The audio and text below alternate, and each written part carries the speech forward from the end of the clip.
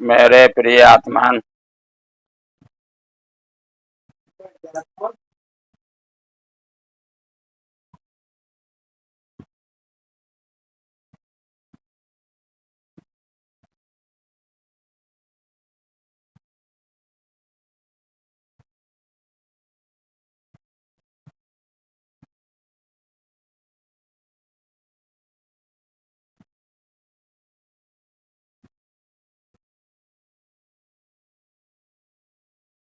मेरे प्रिय आत्मान, ध्यान समाधि के इस सत्र में आप सबों का हार्दिक स्वागत है।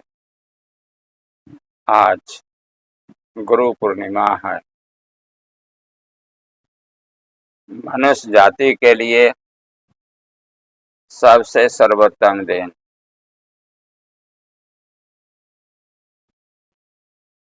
मुक्ति का मार्ग का ज्ञान जो दे सके,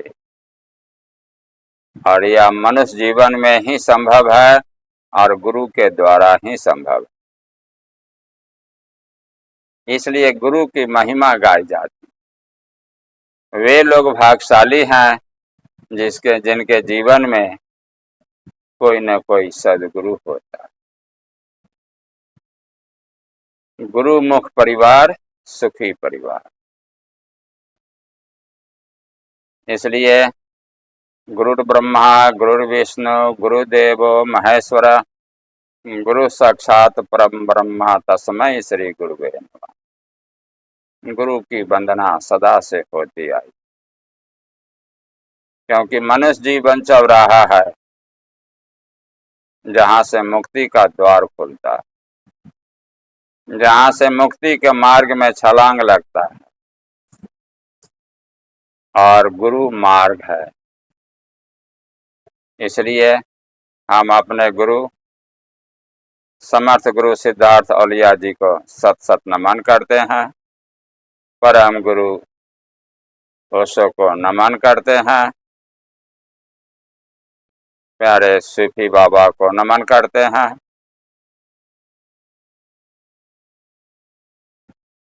दसों साहिबान गुरुओं को नमन करते हैं। गुरु नानक देव को नमन करते हैं। भगवान शिव जिन्होंने सर्वप्रथम ध्यान की विधि से ओंकार की खोज की थी, हम उनको नमन करते हैं। भगवान राम और उनकी परंपरा के सभी संतों को नमन करते हैं। भगवान कृष्ण और उनकी परंपरा के सभी संतों को नमन करते हैं। भगवान बुद्ध और उनकी परंपरा के सभी संतों को नमन करते हैं। भगवान महावीर और उनकी परंपरा के सभी संतों को नमन करते हैं। भगवान गोरखनाथ और उनकी परंपरा के सभी संतों को नमन करते हैं। पुनः अपने समर्थ गुरु सिद्धार्थ औलिया जी के चरणों में सत सत नमन करते हैं।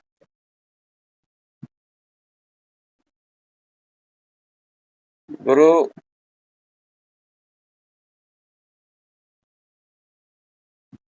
वह है जो हमें बाहर से भीतर की यात्रा करा दे, और भीतर की यात्रा में ओंकार के तल पर हमें ले जाए। गुरु पूर्णिमा का दिन हमने इसलिए चुना है कि गुरु चांद की तरह होता है और शिष्य बादलों से घिरा होता है। शिष्य के पास चारों तरफ जन्म जन्मांतर का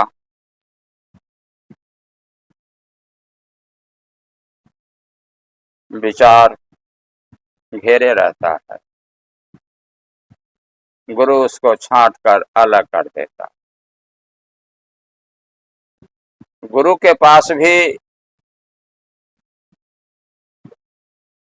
अपना नहीं होता, अपनी रोशनी नहीं है, उसके पास तो गोविंद की रोशनी है। जिस तरह से चांद के पास भी अपनी रोशनी नहीं है, उसके पास सूरज की रोशनी। लेकिन सूर्य से आप आंख नहीं मिला सकते, आंखें चौधी आ जाएगी। इसलिए चांद जो है वह शीतल करके उसी रोशनी को हमारे पास पहुंचाता है। उसी तरह से गुरु चांद की ओर इशारा करता है, गोविंद की ओर इशारा करता है और हमें गोविंद से एकाकार करा देता। मानना नहीं, यहाँ जानना होता है। इसलिए हम गुरु को नमन करते हैं, क्योंकि गुरु के बिना यह ज्ञान नहीं हो सकता। और ऐसी परिस्थिति में कहते हैं कि धर्म जो है यह सद्गुरुओं के हाथ में कैद है, क्योंकि सद्गुरु ही ओंकार का ज्ञान देता है। ओंकार तो सबके भीतर गूंज रहा है, सबके भीतर उसकी ध्वनि लगातार चल रही है, लेकिन गुरु के बिना हमारी उसे पहचान नहीं हो सकती। पहचान हो भी जाए तो ओंकार की साधना कैसे करें, यह फिर गुरु के द्वारा ही हमें प्राप्त होता। इसलिए गुरु धीरे धीरे धीरे धीरे हमें उस ओंकार से प्रेम करा देता। गुरु के स्पर्श से हमारे अंदर एक दिव्य ज्योति जल उठती है, दिव्य ज्योति चलने लगती है, क्योंकि मुक्ति का मार्ग जो अंतिम पुरुषार्थ है, मोक्ष का मार्ग, यह सदगुरु के द्वारा ही मिलता है, यह गुरु के द्वारा ही मिलता है। इसलिए यह चौथा पुरुषार्थ है और हमें इसके लिए काफी सतर्क रहने की जरूरत होती है। और शिष्य तो जन्म जन्मांतर से अंधेरे में भटक रहा है। शिष्य गुरु को नहीं खोज पाता है, क्या खोजेगा, वो तो सोया हुआ। इसलिए गुरु ही शिष्य को खोजता है। वह शिष्य भाग्यशाली है जिसके जीवन में कोई सदगुरु आ जाता, क्योंकि शिष्य का काम सिर्फ इतना ही है कि वो अपना द्वार खोल करके रखे, अपना समर्पण गुरु के प्रति जताने के लिए तैयार हो जाए। और जैसे ही कुछ पहचान होने लगे तो गुरु के प्रति उसके अंदर ऐसा आकर्षण जगे कि मोटे बंधन जगत के गुरु भक्ति से काट, झीने बंधन चित्त के कटे नाम प्रताप। जीवन में आ गए हैं तो समस्याएं तो होंगी, लेकिन भीतर की यात्रा में जब गुरु का स्मरण करते हैं, गुरु के चित्र को अपने भीतर लाते हैं, तो वैसी परिस्थिति में और सभी आकार छट जाते हैं। इसलिए धारणा में गुरु की धारणा सर्वोत्तम माने जाती है। गुरु के साथ हम अपने जीवन की ऊंचाई में लगें। उससे क्या हो जाता है कि भीतर की यात्रा में जाने के लिए कहते हैं कि कैसे जाएं, तो पहले बंद आंखों से भीतर में झांका जाता। वो सो कहते हैं कि जीवित सदगुरु को खोजो।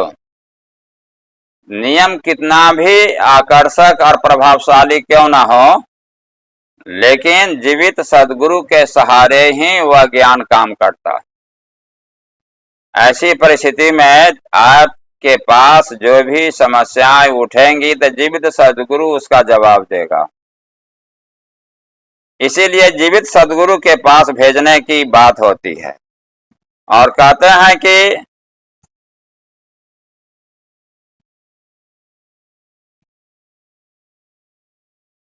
गुरु समान दाता नहीं, याचक शिष्य समान, 3 लोक की संपदा, सो गुरु दिन ही दान। 3 लोक की संपदा क्या है? तो यह ओंकार का ज्ञान, एक ओंकार सचनाम, वही सच्चा नाम है। नाम बिना नहीं निस्तारा, कबहु न पहुंचे पार। ओंकार के बिना आवागमन से आपको छुट्टी नहीं मिल सकती, और ऐसी परिस्थिति में ओंकार का ज्ञान देकर वह गुरु ओंकार की साधना करा देता है, इसलिए वह सबसे बड़ा दानी है। और शिष्य, याचक शिष्य समान, वह याचना करता है, पूरा समर्पण देता है। कहता शीश दिए जो गुरु मिले तो भी सस्ता जान। अगर सिर भी दे दे और गुरु मिल जाए तो यह सस्ता है, क्योंकि सिर को तो एक दिन जाना ही है, लेकिन गुरु मृत्यु के पार ले जाता है, अमृत के तत्व पर ले जाता है, संतत्व के तल पर ले जाता है। तो वैसी परिस्थिति में आज गुरु पूर्णिमा है, और गुरु पूर्णिमा के दिन गुरु की महिमा से हम परिचित होते हैं। गुरु और शिक्षक में अंतर होता है। शिक्षक बाहरी सूचनाओं को एकत्रित करके, और विद्यार्थी उनके लिए सूचना के लिए ही आता है, क्योंकि अर्थ करी च विद्या, जिससे धन की प्राप्ति हो सके। लेकिन सदगुरु जो होता है वह निर्विचार अवस्था में ले जाकर, ओंकार के तल पर ले जाकर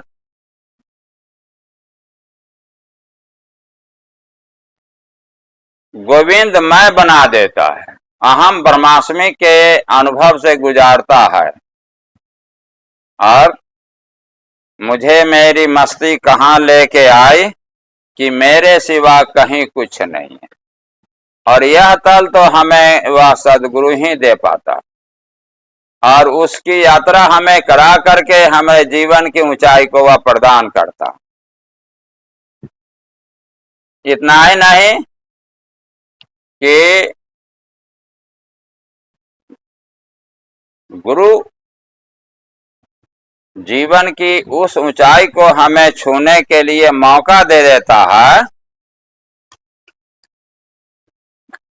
कि होश की जिंदगी हमारे जीवन में आ जाती है।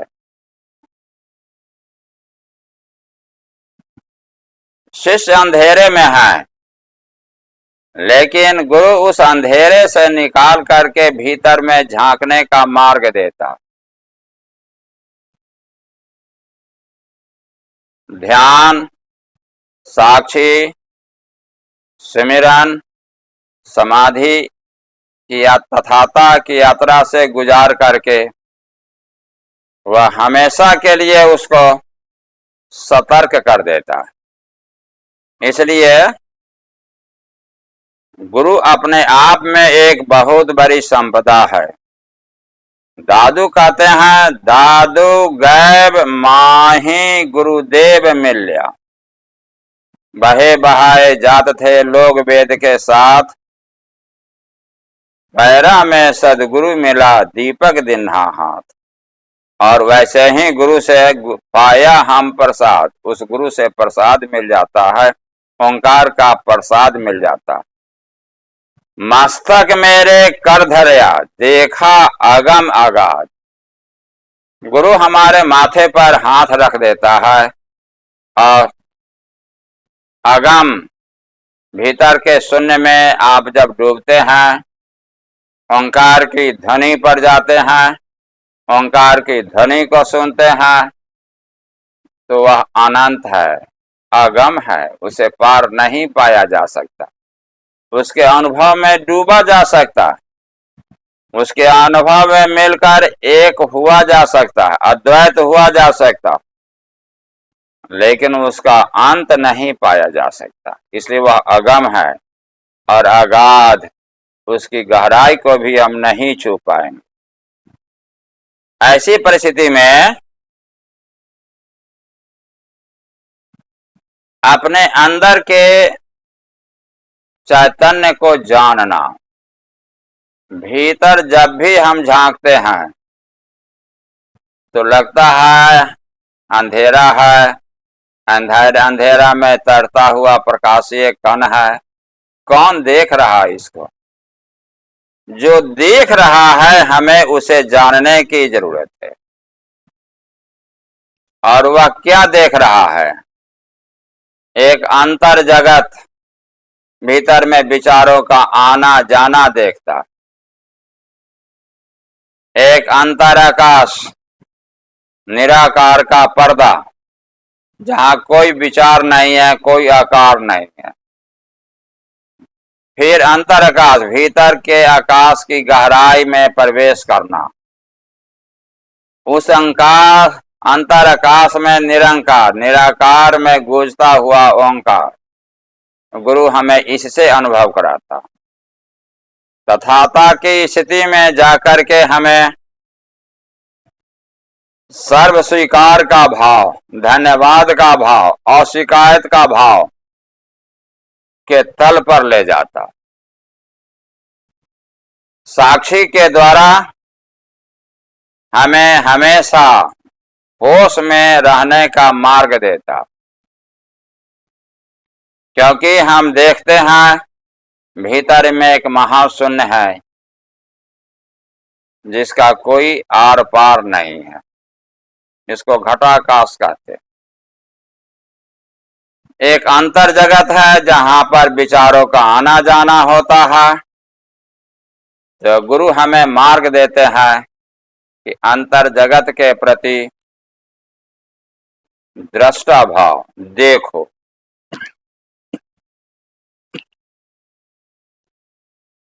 विचार आ जाए तो आप विचार से लड़े नहीं। जिस तरह से नदी में कोई तैरने जाता है तो भंवर में डूब जाता, लेकिन लाश बहती रहती है तो भंवर में से भी नहीं डूब करके बाहर निकल जाता। उसी तरह से विचारों के प्रति बहने का भाव, विचार से लड़े मत, क्योंकि विचार आपका नहीं है और आप विचार नहीं है। मन आप नहीं है। अब मन के ऊपर परम चैतन्य मौन में जो ओंकार गूंज रहा है, आप वह है। आप वहां से उसको देखे सिर्फ, और वहां से सजगता, सजगता इस रूप में कि अपने ओंकार के तल से आपको यह देखने आ जाए कि अनावश्यक हमें किसी के साथ विचार का आदान प्रदान नहीं करना है। जितना आवश्यक है उतना ही तक जाएं। अनावश्यक रूप से दूसरे का मौन हम भंग नहीं करें और न अपने मन को भंग होने दें, क्योंकि ध्यान की यात्रा में आप जैसे ही आ गए हैं तो आपको अधिक से अधिक ऊर्जा चाहिए। इसलिए ऊर्जा का संरक्षण होना चाहिए, ऊर्जा की रक्षा होनी चाहिए, और इसके लिए हमें हमेशा सजग रहने की जरूरत है। यदा यत कर्म आयाति तदा तत कृत्वा यथा सुखम। कर्म का मार्ग अस्तित्व के द्वारा आता है। आप साक्षी भाव के प्रति सजग रहेंगे तो अस्तित्व के द्वारा सर्वोत्तम कार्य कर्म का मार्ग आएगा और अनावश्यक कर्म जीवन से ऐसे ही छट जाएगा। यह चुनाव करने आ जाएगा, क्योंकि आप ओंकार के तल से देखते हैं, गोविंद के तल से देखते हैं, अस्तित्व के तल से देखते हैं, और अस्तित्व आपसे सर्वोत्तम काम कराएगा। इस संसार को सुंदर बनाने में आपकी रुचि बढ़ जाएगी। अस्तित्व के काम में आप सहयोग करेंगे। अस्तित्व की सृष्टि के प्रति आपका प्रेम बढ़ेगा। सर्वनाधिक नव भक्ति दृढ़ाही मम लीला रति अति मन माही। आप जिंदगी का मजा लेंगे। यह परमात्मा की लीला भूमि है। आप उस लीला भूमि में परमात्मा की तरह स्वयं आनंद का अनुभव करेंगे।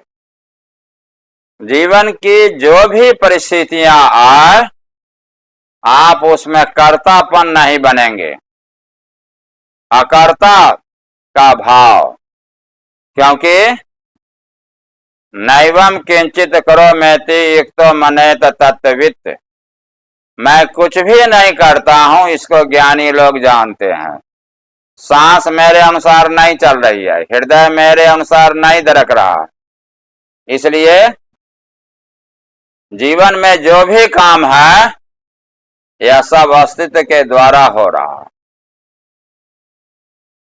तो आप सिर्फ दृष्टा भाव से देखने में अभ्यस्त हो जाए और जीवन के एक एक क्षण के प्रति आप में सजगता आ जाएगी।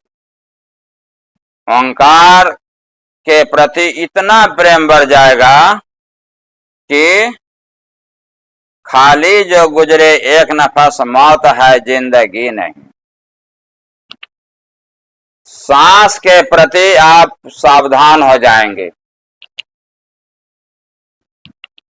गहरी लंबी सांस, अंतः कुंभक बाह्य कुंभक से आपका प्रेम ज्यादा बढ़ जाएगा, क्योंकि अधिक से अधिक ऑक्सीजन के घुलने से, कार्बन डाइऑक्साइड के निकलने से विचार का आना जाना कम हो जाए।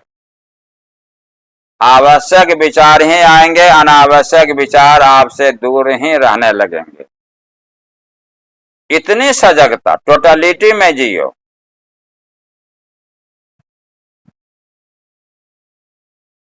और यह साक्षी की साधना पर भगवान कृष्ण भी जोर देते हैं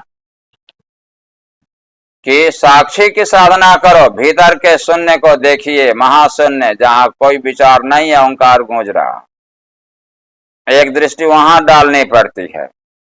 यह हमारा वास्तविक घर है, यह परमात्मा से मिलन का स्थल है। यहाँ हम परमात्मा से मिल रहे हैं। मतलब अहम ब्रह्मास्मि जीवो ब्रह्मो न चापर। जीव ही ब्रह्म है, दूसरा कोई ब्रह्म नहीं है। मुझे मेरी मस्ती कहाँ लेके आई कि मेरे सिवा कहीं कुछ नहीं। आप उसका आनंद लेंगे, यह अमृत है। यहाँ मृत्यु का भय नहीं है, क्योंकि यहाँ शरीर है ही नहीं, तो मृत्यु कैसी रहेगी। और यहाँ पर काम, क्रोध, लोभ, मोह, ईर्ष्या, द्वेष कुछ नहीं, क्योंकि ये सब के सब तभी काम करते हैं जब आप अपने केंद्र से बाहर चले जाते, मूर्छा में चले जाते, अपना स्मरण खो देते हैं, आत्मस्मरण से आप दूर हट जाते हैं, अब आप नरक में चले गए। इसलिए ओशो कहते हैं ओंकार हमारा मूल है, ओंकार ही से हम निकले हैं। ओंकार हमारा गंतव्य है, ओंकार पर ही पहुंचना हमारा लक्ष्य है। ओंकार की ओर खसकना स्वर्ग है,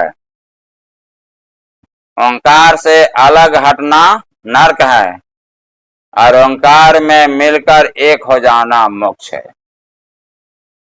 आप इस स्थल से अपना प्रेम जोड़ करके रखिए, और जितना ही आपका प्रेम इससे बढ़ेगा, जीवन में एक फूल की तरह हमेशा खिलते हुए दिखेंगे। कहते हैं अकारण मुस्कुराओ।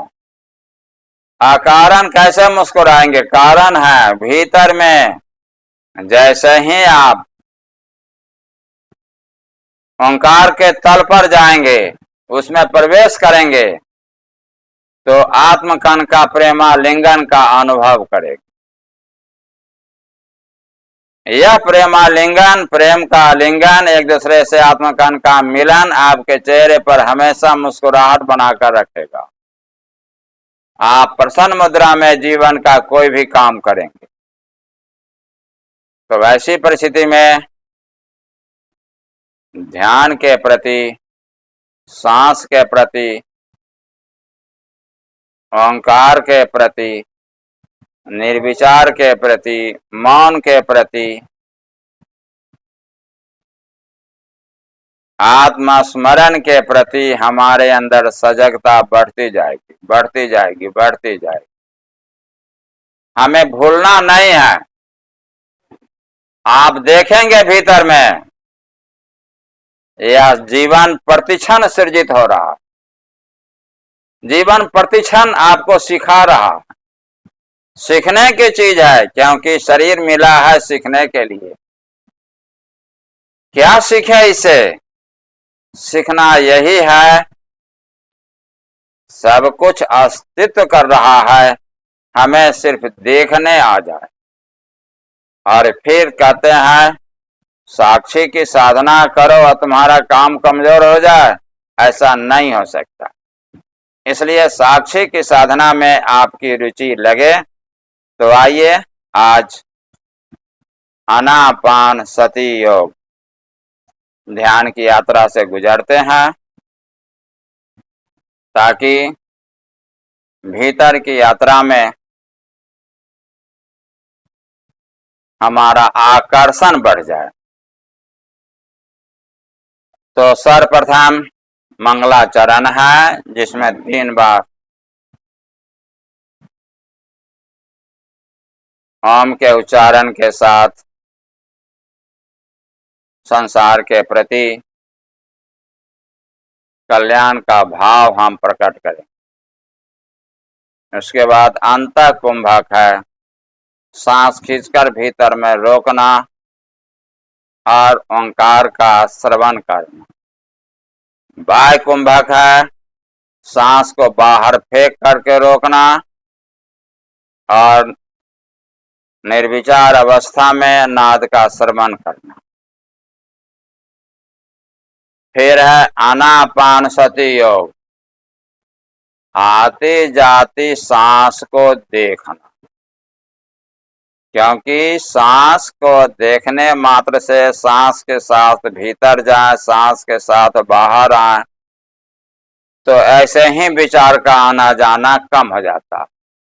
निर्विचार में जाना यह बड़ा कठिन। विचार ही तो माया है, विचार ही तो नरक है।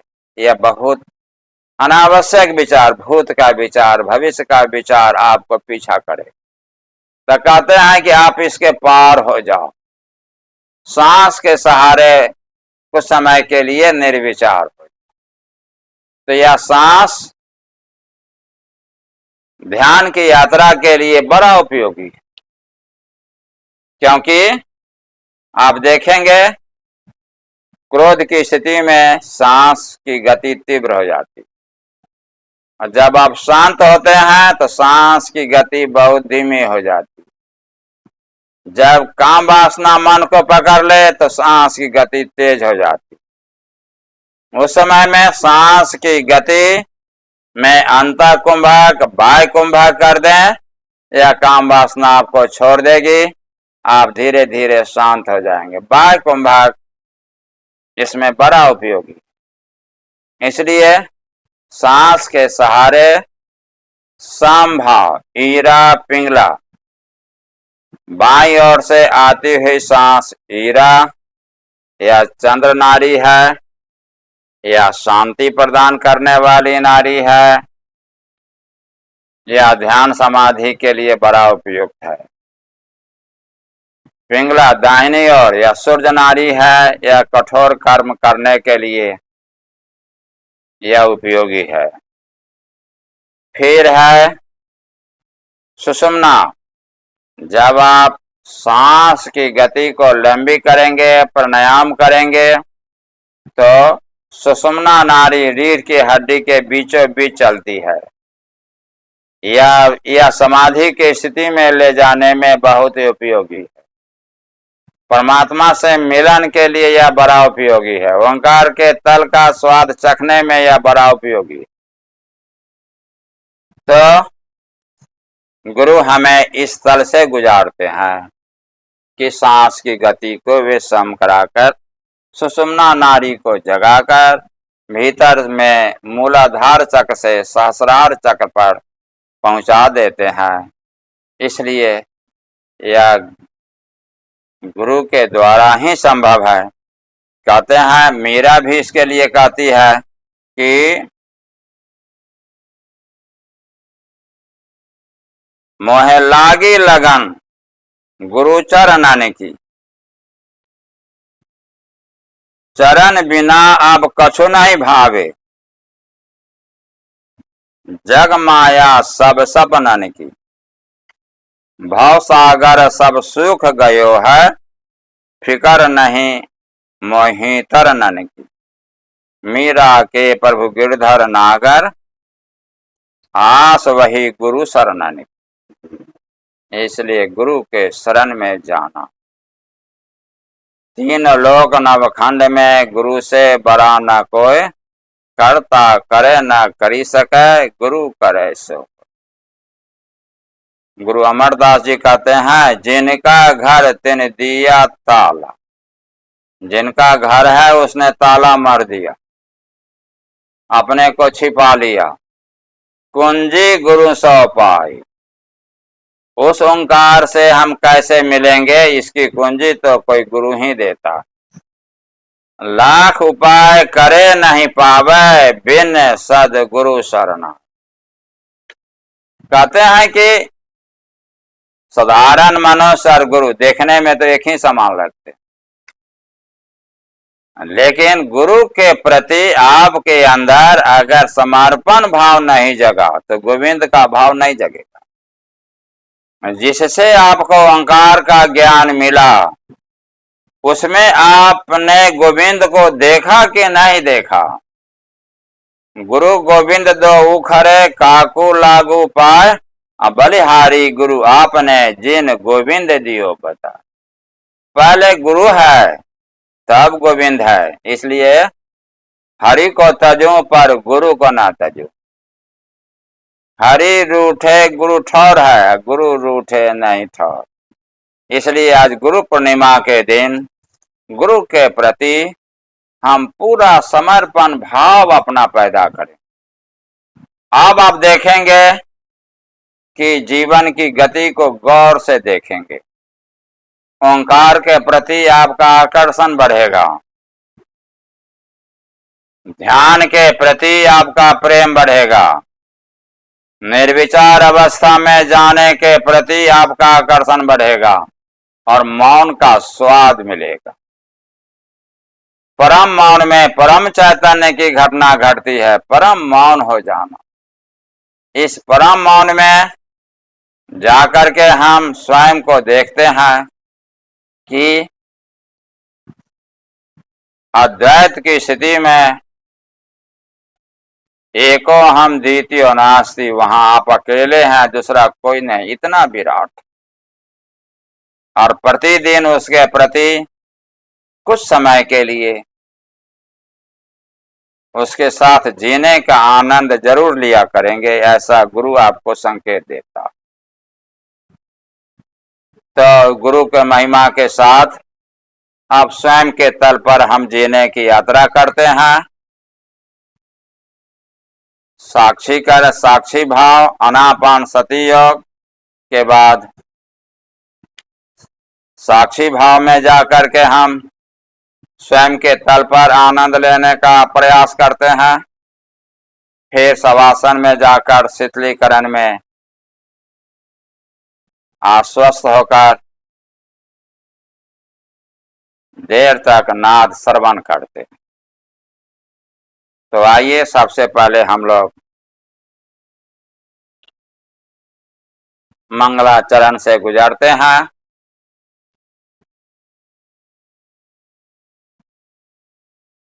भाव करेंगे संसार में सभी सुखी हों, सभी माया मुक्त हों, निर्विचार अवस्था का स्वाद सभी को मिले, संसार में किसी को कोई दुख का अनुभव नहीं, सुखस्य दुखस्य न को अपि दाता परो ददाति इति मूढ़ चेता। सुख दुख मुझे कोई नहीं दे सकता है, क्योंकि मैं तो ओंकार हूं। ओंकार को कोई सुख दुख क्या देगा। लेकिन अगर हम ध्यान नहीं करेंगे तब शरीर से हमारा तादात्म्य हो जाएगा कि हम अपने शरीर को ही सब कुछ मान बैठेंगे। इस महत्वपूर्ण बात को याद रखेंगे। जब स्वयं का अनुभव नहीं है तो शरीर से हमारा जोर बढ़ जाता है और अहंकार जन्म ले लेता है कि मैं यह करता हूं वो करता हूं। लेकिन जब आपको आत्मज्ञान है, ओंकार का ज्ञान है, शरीर अलग मन अलग हमारा ओंकार अलग चैतन्य अलग, जो सिर्फ देखता है, और इस दृष्टा भाव को जितना आप मजबूत कर लेंगे उतना ही जीवन आनंद में रहेगा, उतना ही जीवन में सुंदर काम होगा। इसलिए माँ कश्चित दुख भाग भवेत, किसी को कोई दुख नहीं। दोनों हाथ जोड़कर हम लोग गाएंगे, सर्वे भवन्तु सुखिना सर्वे सन्तु निरामया सर्वे भद्राणि पश्यन्तु माँ कश्चित दुख भाग भवे। हाथ नीचे कर लेंगे, अंगूठा और तर्जनी के शीर्ष को मिला लेंगे और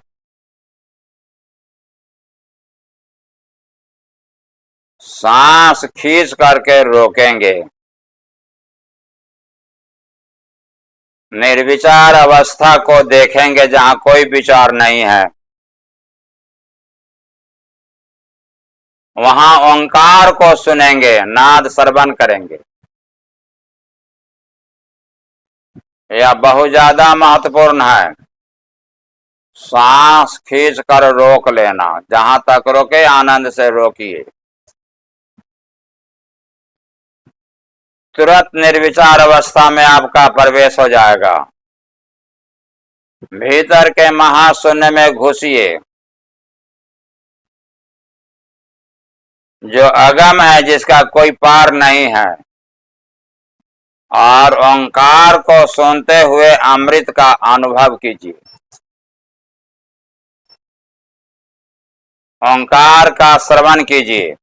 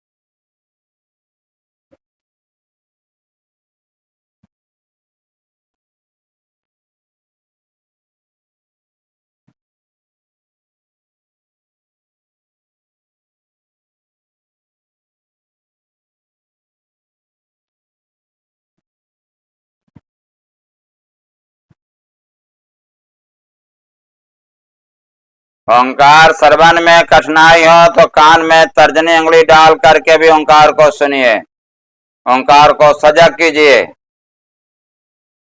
लेकिन सांस खींचकर रोकना जारी रखें।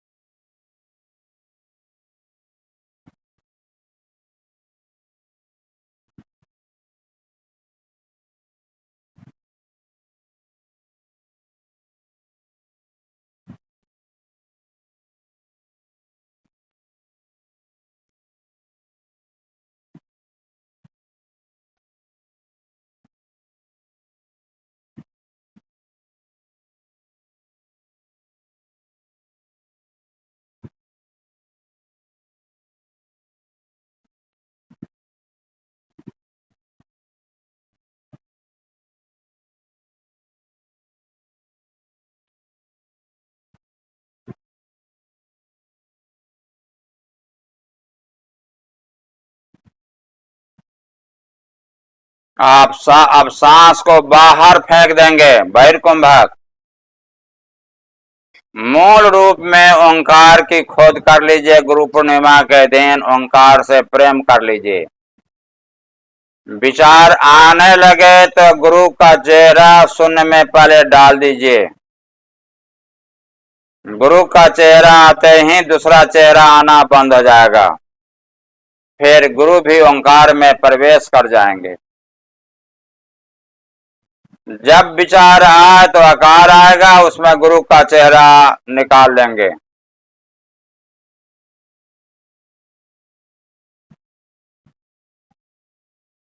फिर भीतर में देखेंगे, यह आपका वास्तविक घर है। जीवन बिल्कुल अकेले की यात्रा है। या देख लीजिए कि आप बिल्कुल यहाँ अकेले हैं और आप ही ब्रह्म हैं। अभी आप बूंद को समुद्र में मिला दिए हैं और ओंकार का श्रवण मिलने में कठिनाई हो तो कान में उंगली डाल करके ओंकार को सुनेंगे, सांस को बाहर फेंकेंगे ताकि निर्विचार अवस्था में ठहरने में बड़ी सुविधा हो जाएगी।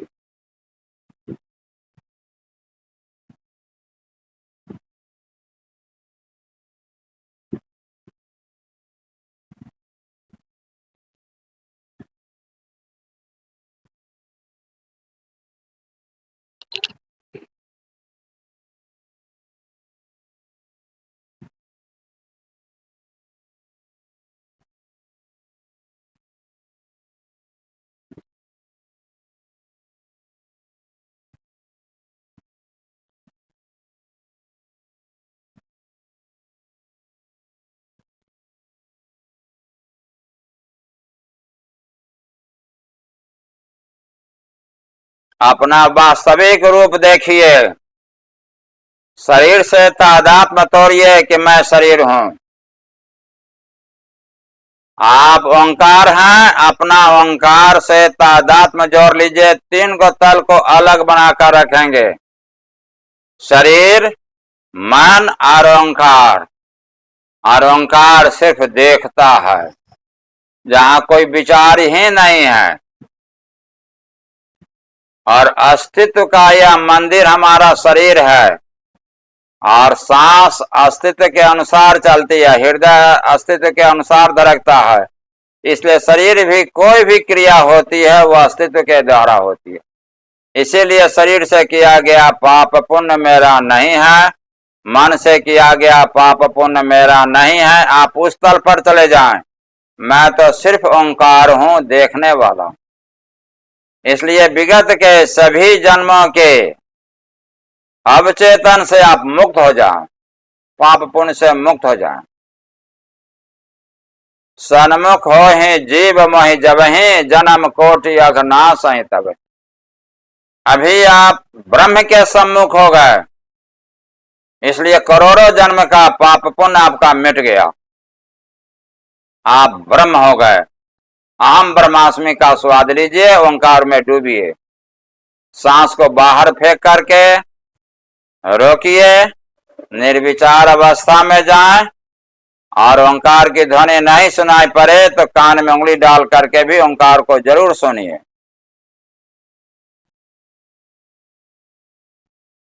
जिनको बैठने में कठिनाई हो तो लेट भी जाएं।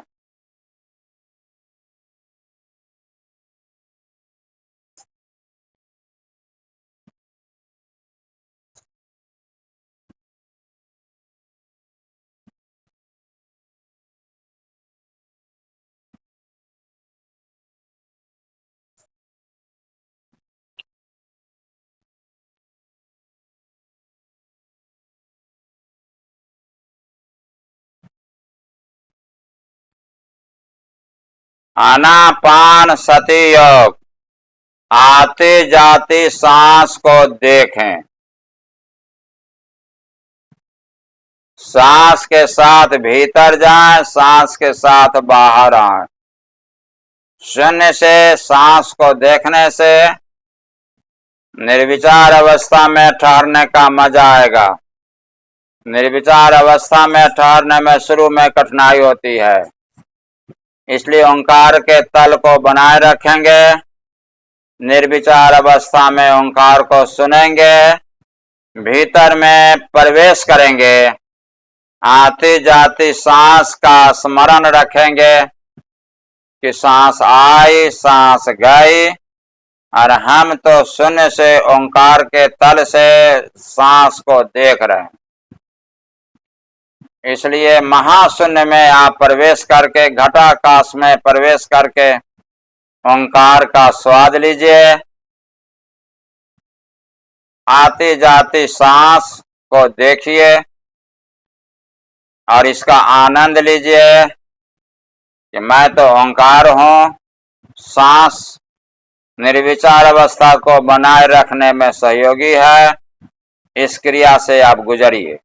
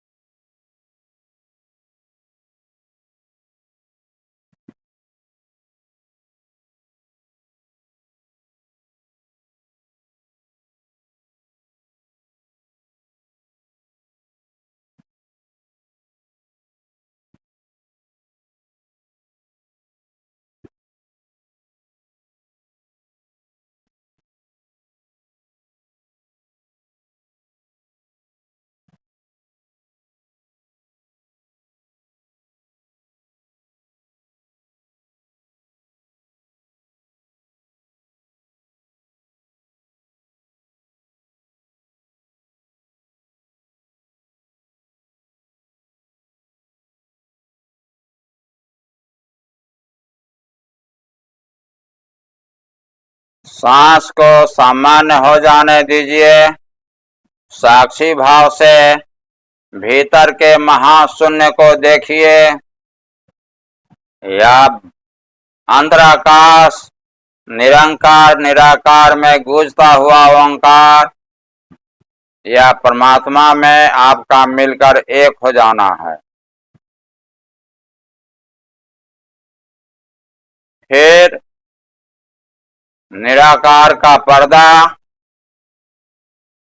जहां कोई विचार नहीं है, वहां से आप देखिए अंतर जगत को। क्या कोई विचार आ गया? भीतर में अंतर जगत है, जहां विचार के आने जाने की स्थिति में आप दृष्टा भाव से देखेंगे, और खुली आंख से बाहर में जो देखते हैं वह दृश्य है और आप दर्शक हैं।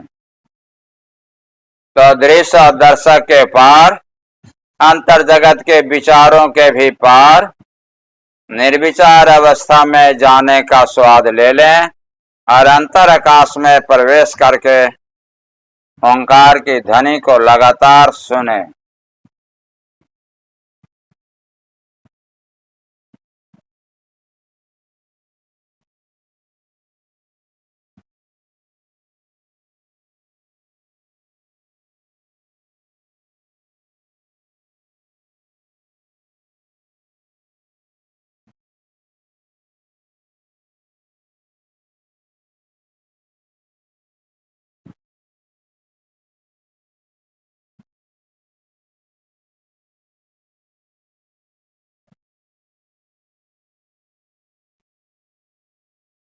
भीतर में आत्मा लिंगन, आत्मकन का आलिंगन देखेंगे।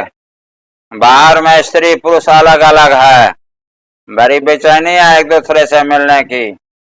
भीतर में देखिए, यहाँ स्त्री पुरुष अलग नहीं है, दोनों कण एक साथ मिले हुए हैं और इससे आनंद की लहर उठ रही है। इसीलिए कहते हैं जीवन आनंद है, जीवन उमंग है, जीवन एक उत्सव है, जीवन एक लीला भूमि है। आप जीने का मजा लीजिए,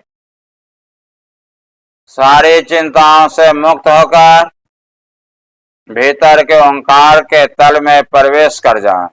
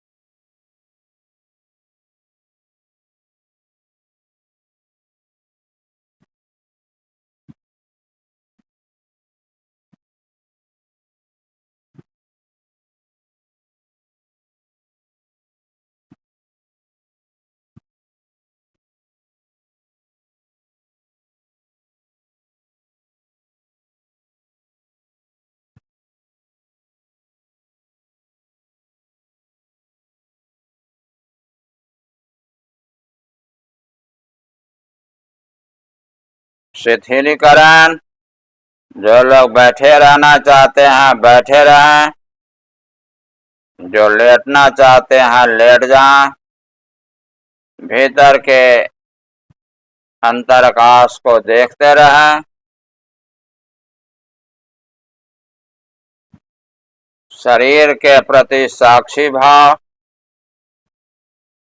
शरीर सिमटते सिमटते शून्य हो गया है।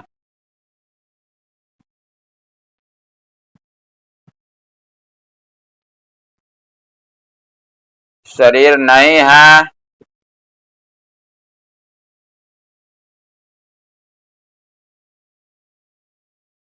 काम क्रोध लोभ मोह ईर्ष्या द्वेष सभी अपने केंद्र में प्रवेश कर गए हैं, हम उनसे मुक्त हैं।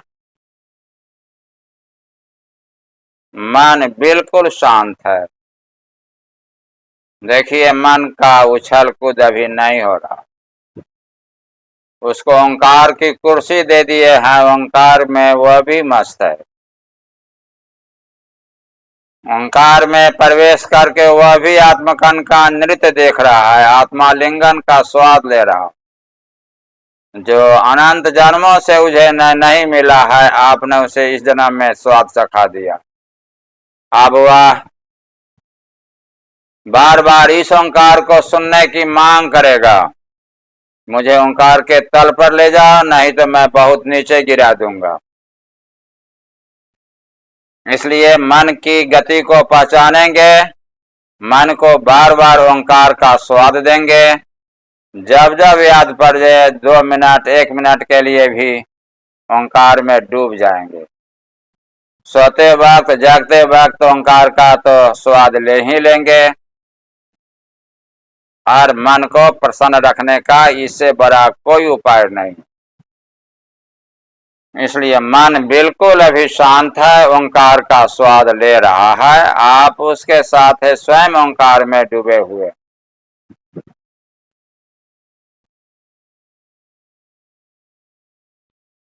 आप सांस के साथ है और धीमी सांस अंत सांस धीमी हो गई। लग रहा है आप सांस के पार ओंकार में प्रवेश कर गए हैं। सांस स्वयं अपना काम कर रही है, लेकिन अभी आप सांस के पार भीतर के ओंकार के महा आनंद में डूबे हुए हैं।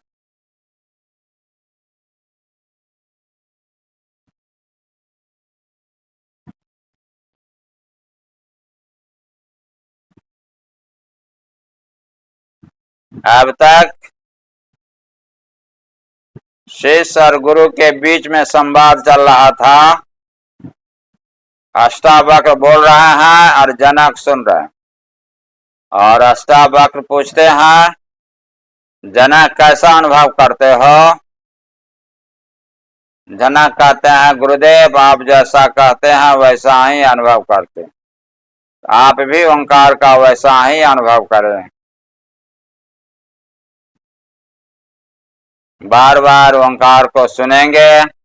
जो लोग ओंकार को नहीं सुन पाए, 5 मिनट के लिए कान में उंगली डाल करके लगातार सुनेंगे, फिर उंगली हटा करके देखेंगे कि वह ध्वनि हम लगातार सुन रहे हैं कि नहीं सुन रहे हैं। नहीं सुने तो 5 मिनट के लिए जरूर प्रयास करते जाएं, शांत हो जाए, शांत होते जाएं, निर्विचार में जाएं, सांस खींच करके रोके, बाहर फेंक करके रोके, लेकिन उसको पकड़े। यह प्रयास जारी रखें। आप लोगों में से अधिक लोग ओंकार को सुन रहे हैं, इसलिए ओंकार को सुनने का स्वाद लेंगे। भीतर में आप जरूर प्रवेश करेंगे। कुछ समय के लिए हम चुप हो जाते हैं और भिन्न भिन्न जगह से हम लोग जुड़े हुए हैं, लेकिन ओंकार के तल पर हम सभी एक हैं। इसलिए निर्विचार के तल पर हम सभी एक हैं और यह एक दूसरे के लिए बड़ा सहयोगी है। इसलिए ओंकार के तल में अपने को प्रवेश बना करके रखें। भीतर के क्षीर सागर में प्रवेश करें। लगातार ओंकार को सुने। 25 मिनट की साधना आप करें। हरि ओम तत्सत।